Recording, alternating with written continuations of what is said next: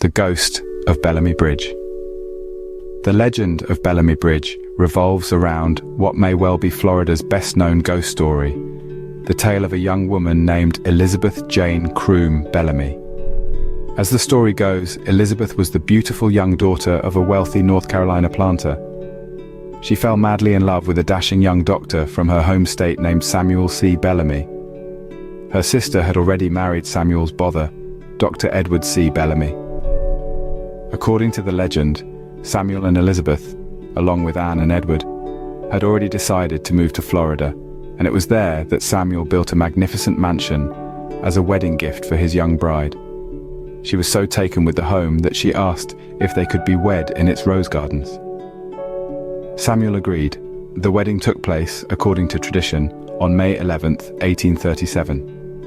The couple and guests retired inside the mansion for a magnificent reception and ball, as was the custom of the day. However, Elizabeth soon excused herself and retired upstairs to the master's suite to rest. She sank down into a cushioned chair and, surrounded by her luxurious gown, fell soundly asleep. The storytellers say that while she was sleeping, her arm knocked over a candelabra. Elizabeth awakened suddenly to sensations of intense heat, light, and pain. Downstairs, the party was in full swing when her shrieks were suddenly heard from upstairs. As everyone turned to look, the young woman came running down the staircase, engulfed in flame from her head to her toe. Her husband and others tried to save her, but she was so badly burned that she lingered only a few days before passing away. Her last words, according to legend, were, "I will love you always and forever. Never will I leave you."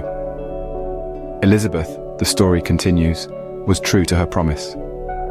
When a depressed and alcoholic Dr. Samuel C. Bellamy took his own life in Chattahoochee 15 years later, she rose from her grave expecting to join with him to continue their journey together to paradise. But Samuel never came. Suicide victims in that day and age were not given status in the church, and he was buried in an unmarked grave in Chattahoochee and forgotten. Elizabeth, believers say, walks the swamps around Bellamy Bridge to this day in search of her true love.